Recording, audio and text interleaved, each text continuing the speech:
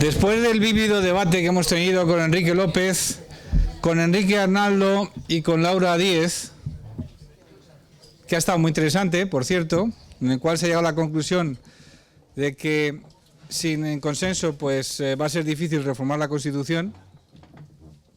Ha sido unos debates, yo doy fe de ello, veo bastantes de ellos, que ha sido bastante distendido, bastante clarito y bastante cercano. Pasamos ahora entonces a pisar terreno sólido con la segunda mesa del día titulada Economía Real y Seguridad Jurídica. Contamos en ello con Ignacio Gomá, director de la Fundación Notariado, y con Juan Jiménez de la Peña, registrador. Y va a moderar el debate Javier Gil Pecharromán, que no necesita ningún tipo de presentación, ¿verdad, Javier? Todo tuyo. Muchas gracias.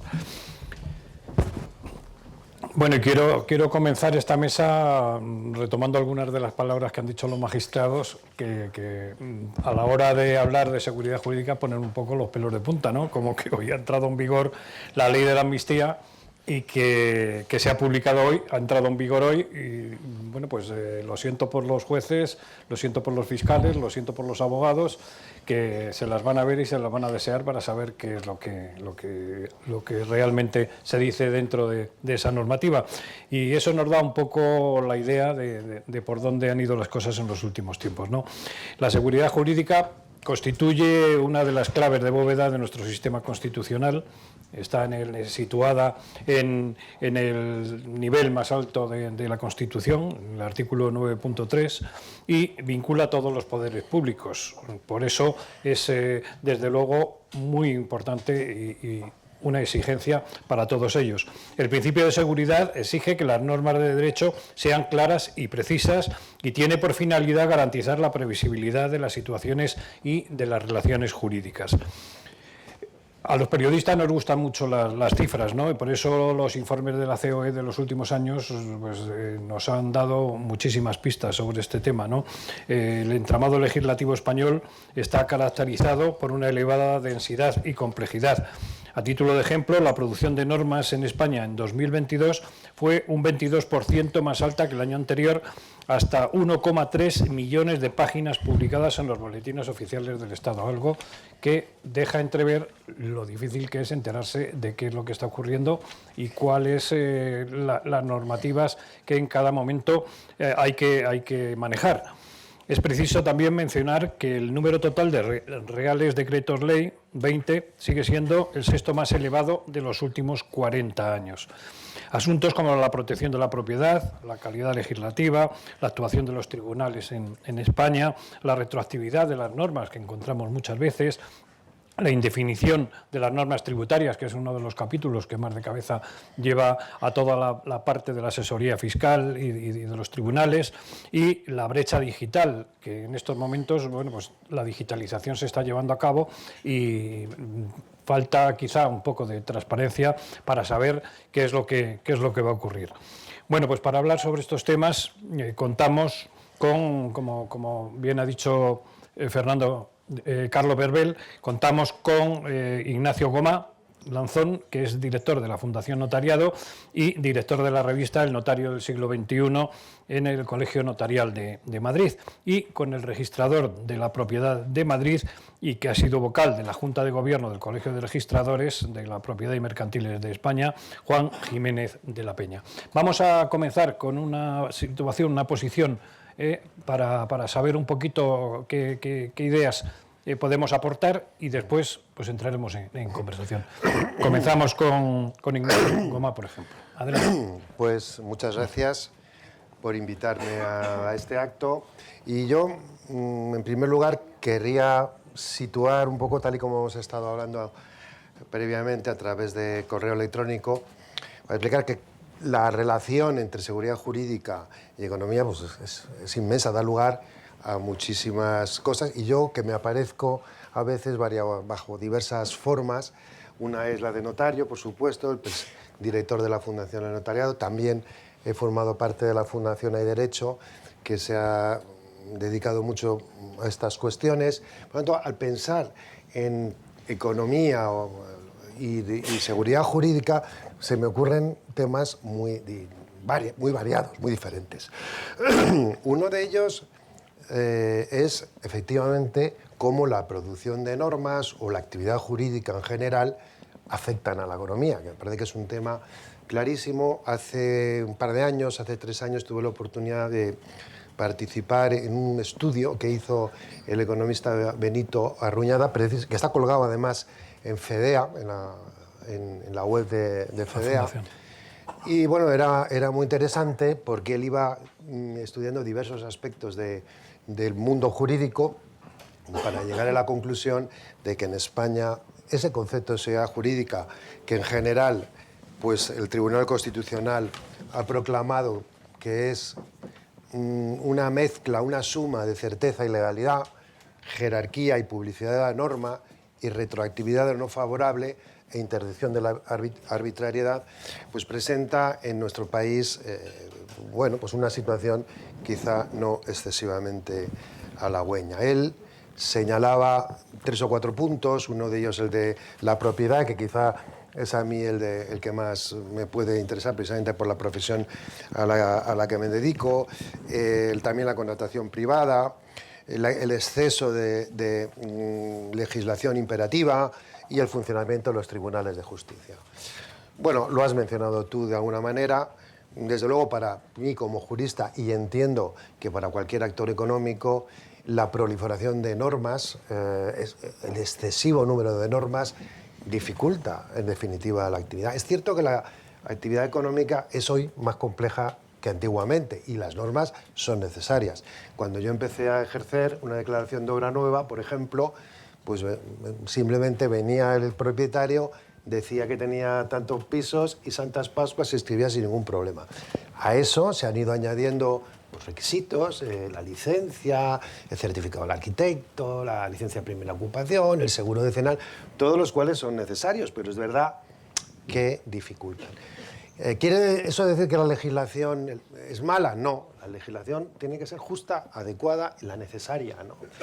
No pasarse, porque entonces dificulta, no quedarse corto, porque entonces produce abusos. Yo tengo la sensación de que en España sí que es verdad que hay demasiadas, lo apunto simplemente, hay demasiadas normas, en parte porque me da la impresión de que se considera que una forma de hacer política es hacer una ley. Está hecha la ley, ya está hecha la política. Y eso es un error. La política es el marco, pero luego pues hay que comprobar que la ley funciona, cambiar el rumbo si es necesario, y previamente ha habido que hacer libros blancos, estudiar la situación, ver cómo funciona, ¿no? Todo eso me parece que es esencial y aquí no estamos muy acostumbrados, me da la impresión, a ese tipo de proceso que en otros países se hace con mayor facilidad. Incluso existe una disciplina que se llama la Better Legislation, que permite también, o que te da unos criterios acerca de cómo se deben emitir las normas. Simplemente apunto eso. Otra cosa que apunto también es la proliferación de reales decretos leyes, proposiciones de ley para hurtar a veces, o puede suponerse que es para hurtar determinados informes que serían preceptivos si es a través de un proyecto de ley. A veces tenemos la sensación de que los requisitos, los trámites, los condicionamientos, las notificaciones, los informes que te exigen son incómodos trámites para ralentizar la actividad económica, y muchas veces no es así. Tenemos que ser conscientes de que las formas son modo de ser más inclusivos. Así lo suelo decir yo, en el sentido de que pedir un informe es para enterarte mejor de lo que vas a legislar. Escuchar, dar audiencia, es para oír a otros interesados en este asunto. Y a veces tenemos demasiada prisa por ver publicada la norma en el Boletín Oficial del Estado, norma que va a pervivir mucho tiempo y va a afectar a mucha gente, ¿no?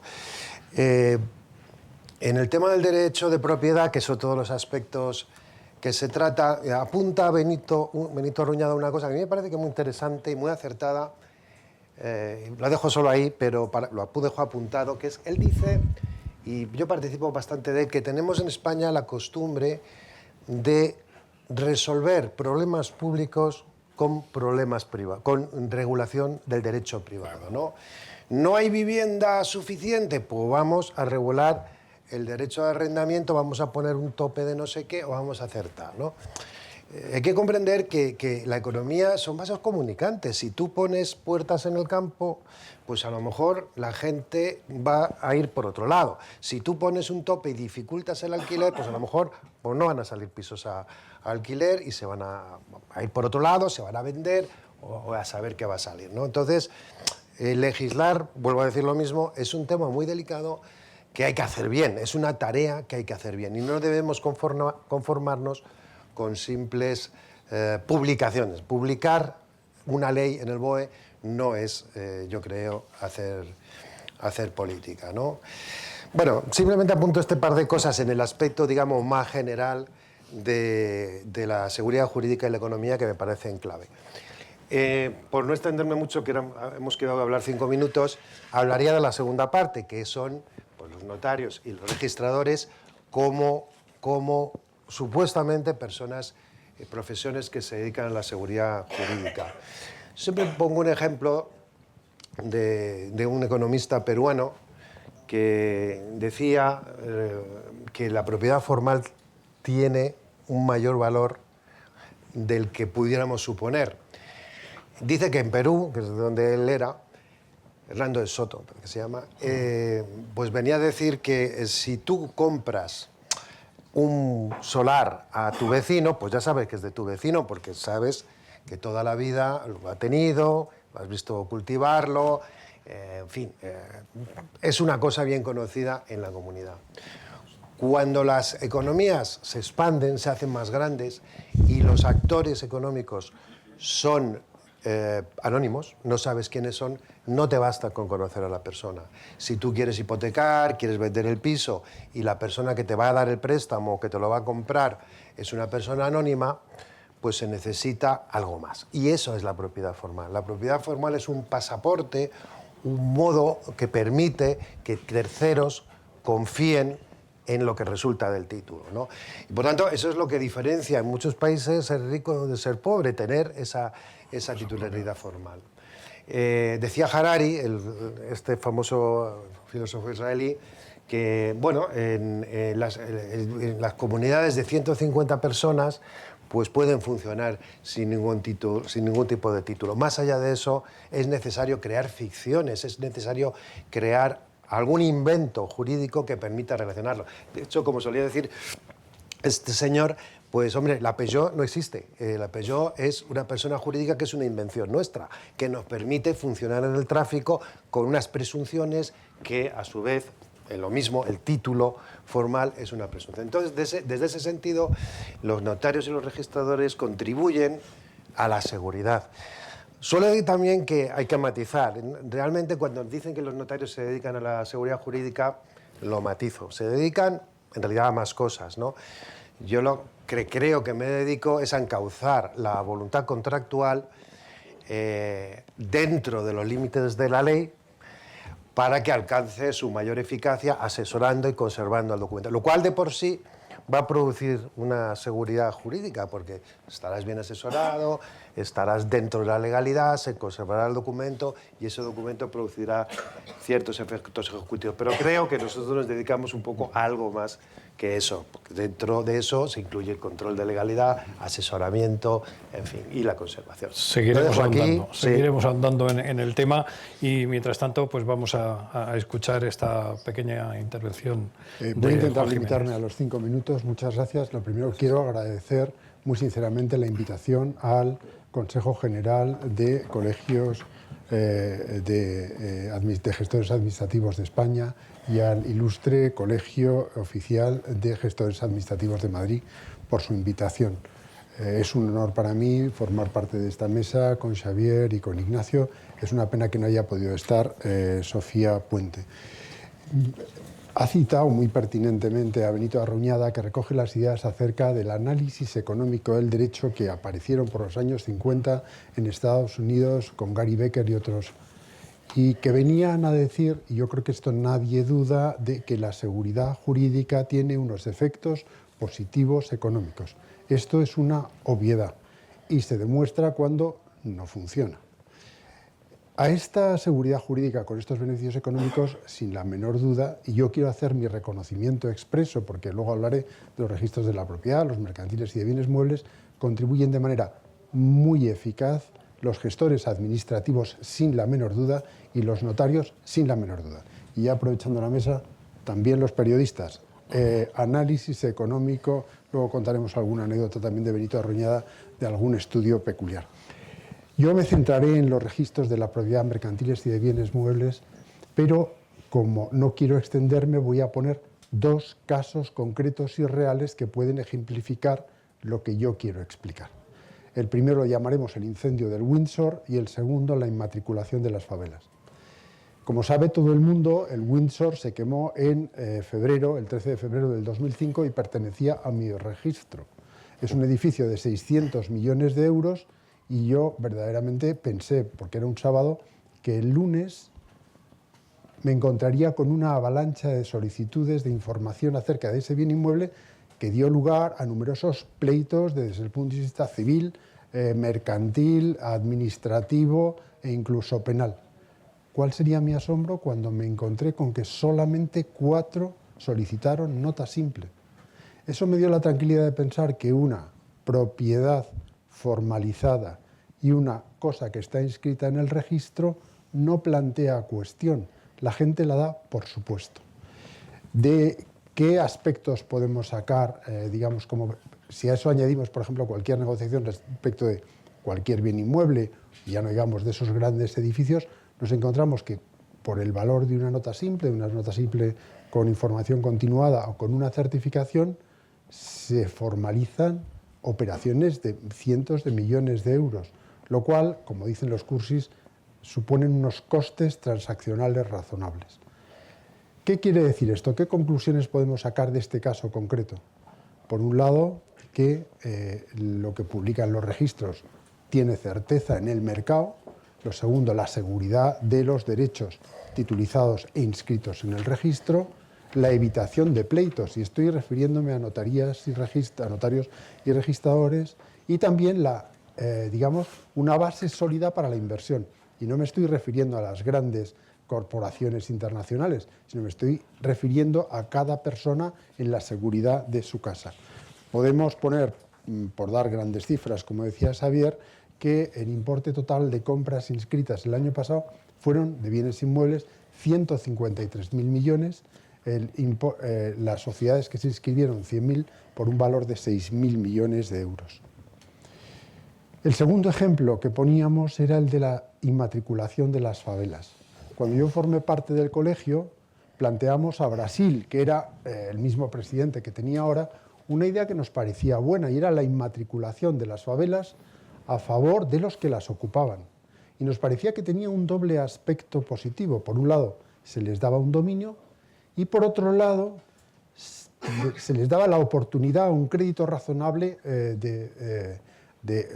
sobre una garantía hipotecaria.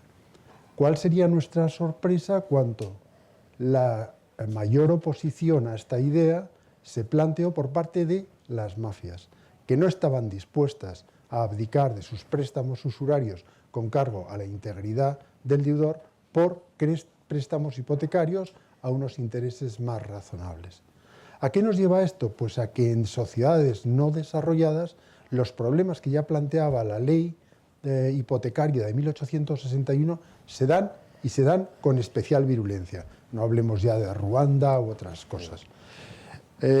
También, para dar algún dato estadístico, pues el importe total de las hipotecas inscritas el año pasado fueron casi 83.000 millones de euros, el de embargos casi 45.000 millones de euros, y en el registro de bienes muebles, créditos pignoraticios, hipotecas mobiliarias y préstamos hipotecarios casi 3.000 millones de euros.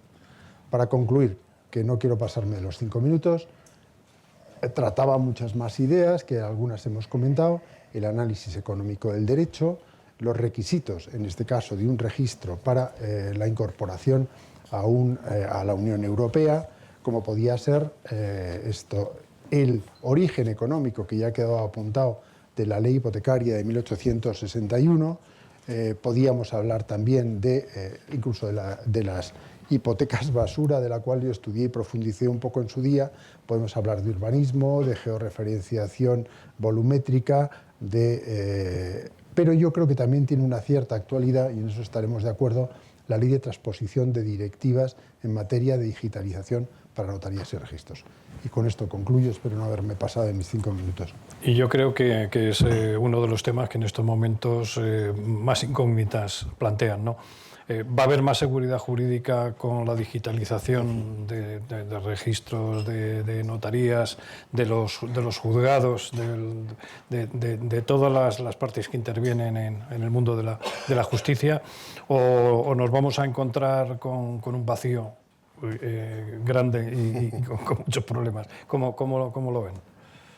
Ya, empieza tú si quieres. No, hombre, yo soy un firme partidario de la digitalización. A ver, esto obviamente tiene un coste todo, ¿no? Y desde luego para nosotros lo tiene, porque toda esa labor recae sobre nuestras espaldas, el cambiar tus métodos de trabajo. Pero yo considero que, aunque es verdad que prácticamente desde principios de 2007, 2006 hemos empezado a digitalizar, porque dentro de la digitalización entiendo todo, ¿no? Antiguamente tú, bueno, pues hacías tu escritura, se quedaba ahí en los tomos, mandabas un parte a Hacienda, si alguien te pedía una copia, como no te dijera el año que era, ponte a mirar en aquellos tomos.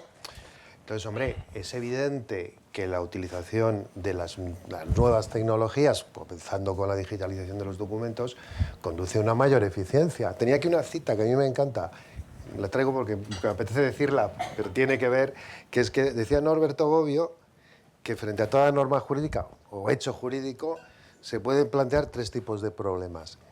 El primero, si la norma es justa o injusta, que eso sería la filosofía del derecho. La segunda, si la norma es válida o inválida, que sería la ciencia jurídica la que se encargaría de determinarlo. Y si es eficaz o no, que correspondería a la sociología del derecho, para ver si realmente funciona. A la cual yo añadiría una, que es si la norma es eficiente o no. Es decir, si realmente merece la pena el gasto que haces para el efecto que conduce. Entonces, a mí me parece que la digitalización, pues dentro de esto, es necesario para sacar partido a todo lo que hacemos. Hoy día, pues hombre, aparte de mandar copias electrónicas a los registros, a todas las autoridades, nosotros creamos un índice electrónico que nos cuesta un montón hacer, un montón en todos los sentidos. Pues un trabajo más, un empleado más, en definitiva, donde se parametrizan todos los datos de las escrituras, el nombre, apellido, precio, sitio, referencia catastral, todo absolutamente.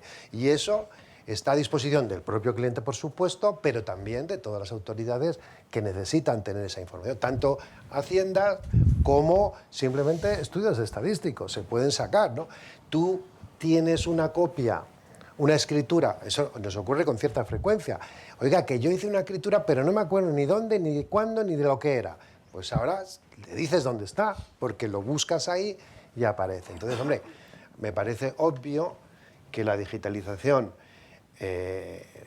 no altera para nada la seguridad jurídica, si acaso lo que hace es mejorarla, porque incluso las últimas reformas que permiten el acceso, pues bueno, hasta ahora funcionábamos con un fax. El fax te llega, se cae detrás de la impresora y oye, pues a lo mejor se pierde. La digitalización tiene otros procedimientos que yo entiendo que en ese sentido van a ser más ciertos, ¿no?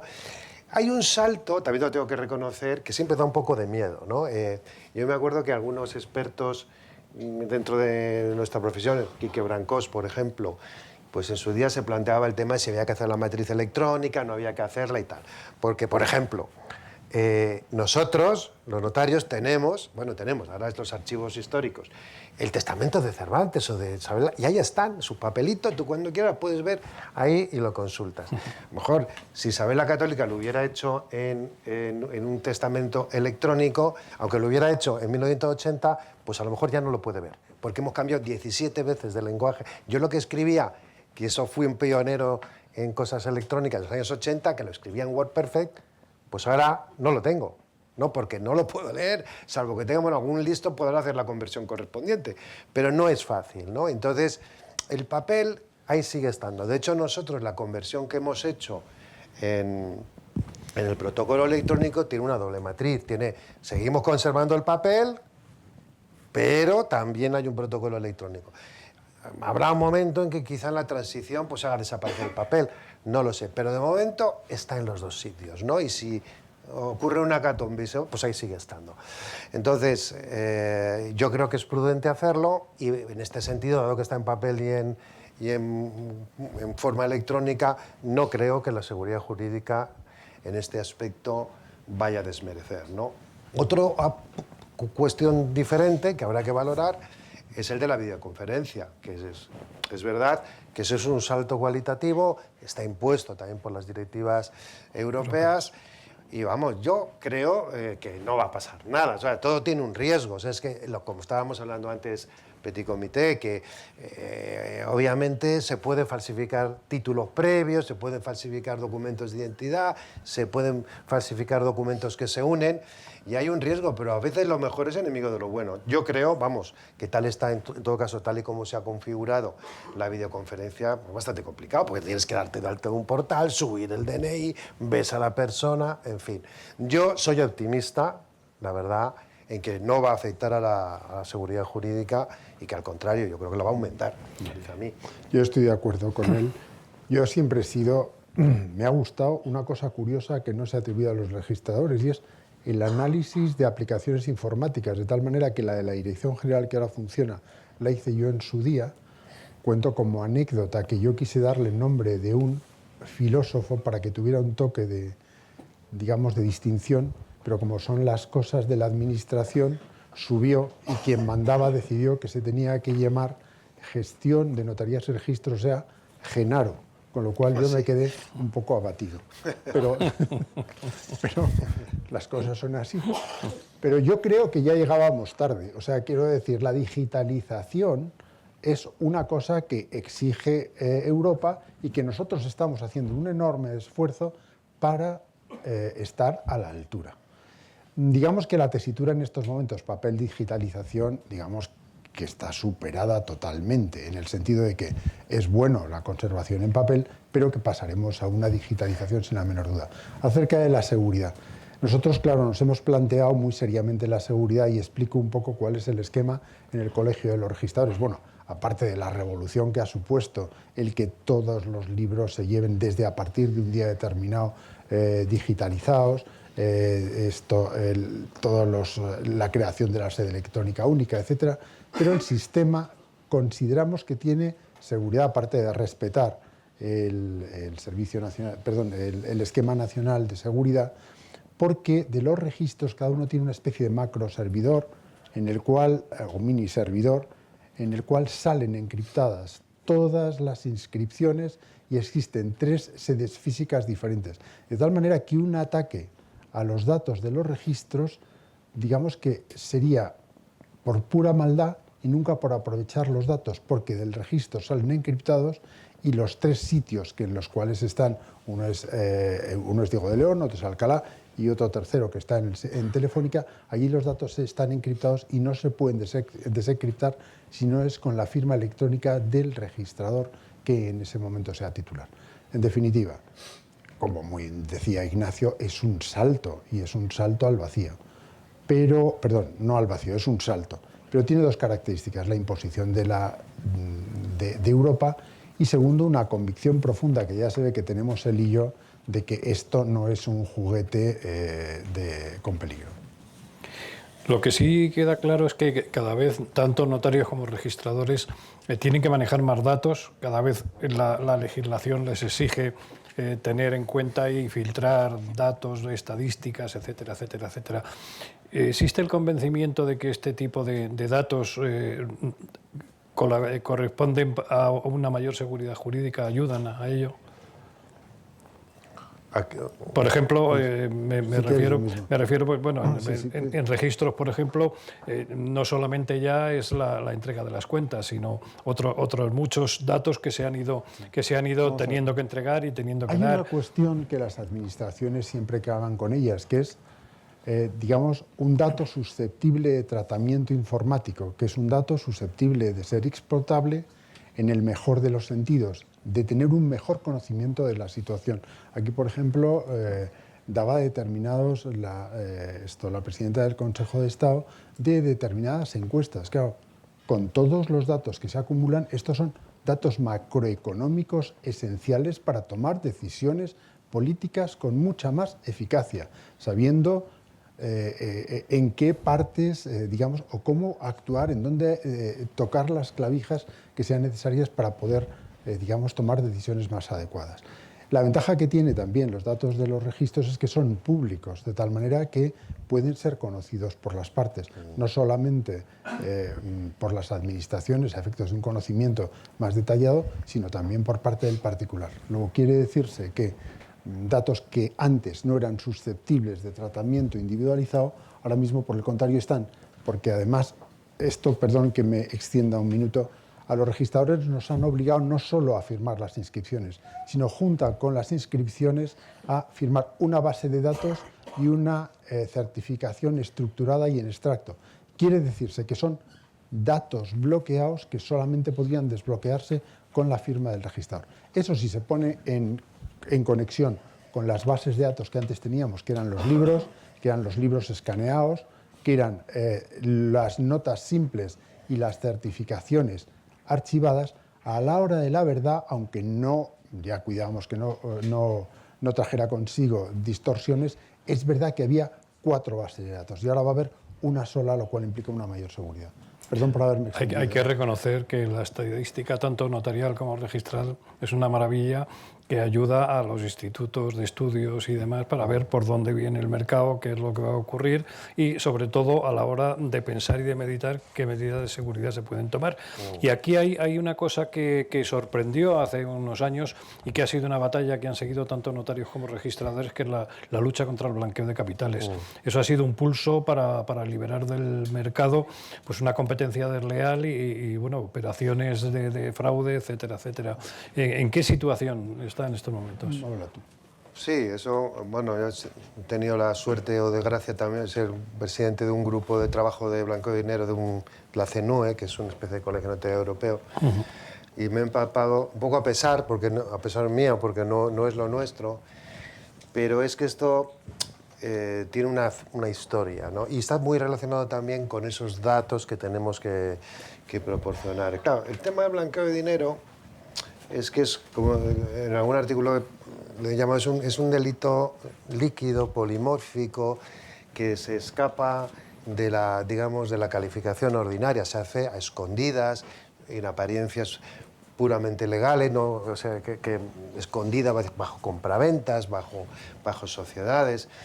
Y entonces, en un primer momento, sobre todo ya en la época de Reagan, la idea era mandar una información total de todos los documentos. Pero claro, esa información es muy difícil de manejar, ¿no?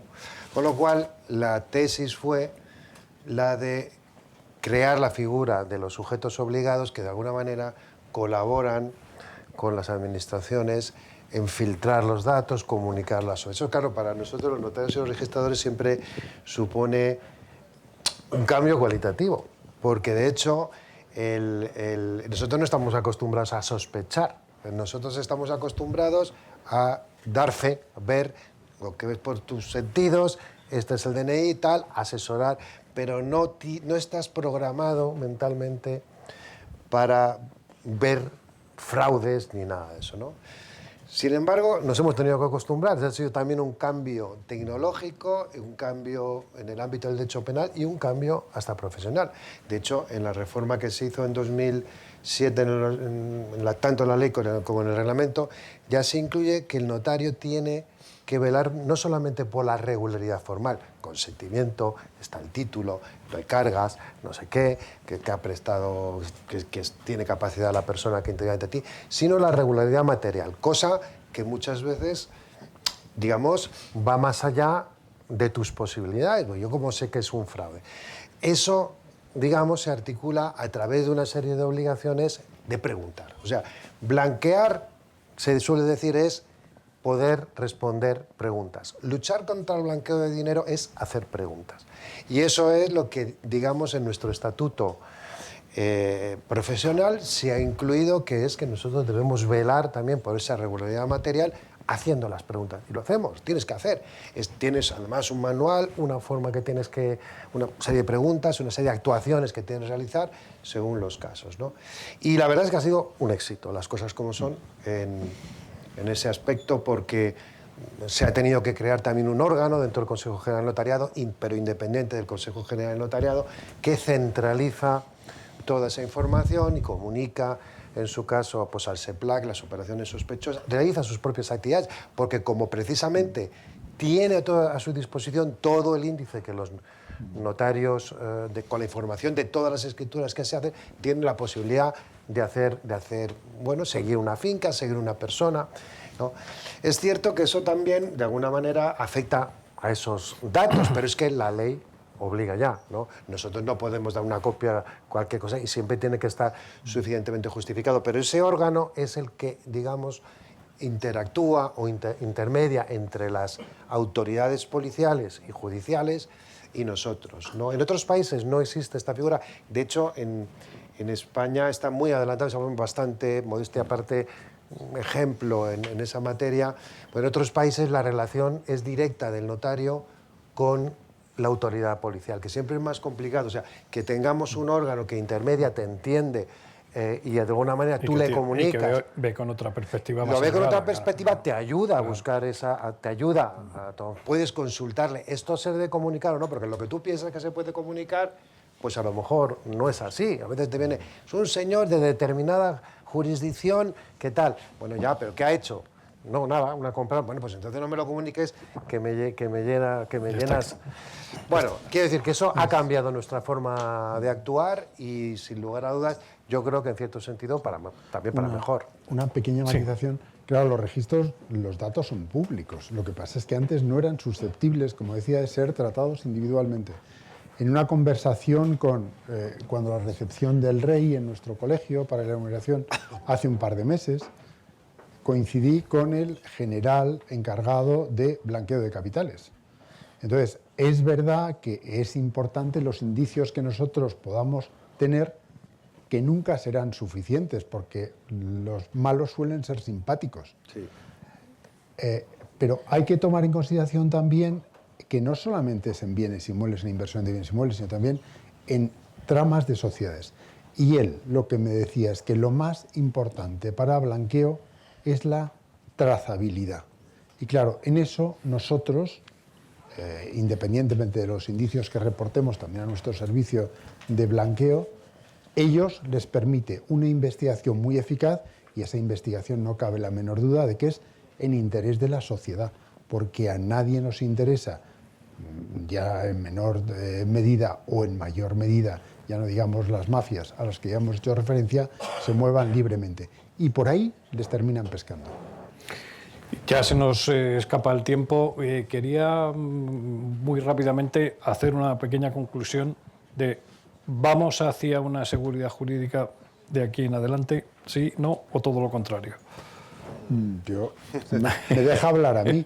Yo creo que sí, y en eso nos esforzamos diariamente. O sea, yo si no ahora mismo tiraba esto y decía, pero además es que si nosotros comparamos con el sistema americano, tengo anécdotas hasta de un viceministro chino que me planteó cómo podía dar títulos a todos los propietarios de las tierras, porque la ley civil hipotecaria china dice todo el suelo pertenece al Estado. Entonces, todas las cosas yo creo, sinceramente, nosotros tenemos perfectible, pero un sistema de seguridad jurídica en materia inmobiliaria, en materia de sociedades, muy sólida, y basado además en dos pilares que son las notarías y los registros.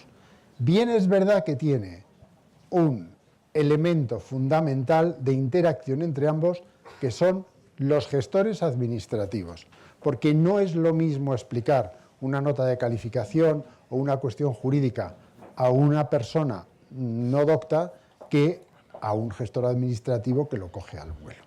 Yo creo que vamos en una dirección acertada y de mayor seguridad, sin la menor duda.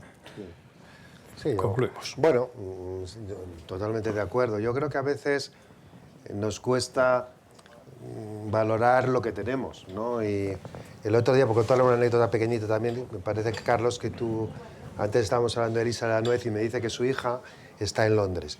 Y en Londres ha querido comprar un piso. Dice que aquello ha sido la debacle, ¿no? Ha sido una cosa complicadísima, un abogado por un lado, otro por otro, el seguro de no sé qué. Bueno, el buen derecho son también ficciones, convenciones, en las que todos acordamos que funcionan para algo. Bueno, pues eso, el título formal, la inscripción, son convenciones a través de las cuales nosotros nos hacemos más fácil la vida. Y aquí, pues lo queramos o no, el derecho anglosajón tiene sus cosas, no me voy a meter con él, pero en este aspecto concreto funciona bien. Funciona bien, es sencillo, da seguridad jurídica y agiliza el tráfico. Por supuesto, no voy a dejar tampoco de dar las gracias a nuestros anfitriones, que también sin ellos, yo siempre digo que los abogados, los gestores y las personas que están alrededor nuestro, pues nos facilitan, no podríamos hacerlo sin ellos, porque te facilitan un montón de cosas que nosotros simplemente no podemos hacer. Y lo hacen muy bien y muchas gracias por invitarnos a explicar pues, quiénes somos y lo que hacemos. Muy bien, pues esperamos que hayamos cumplido con las expectativas que todos ustedes tenían al respecto y vamos a dar paso a la siguiente mesa. Muchísimas gracias.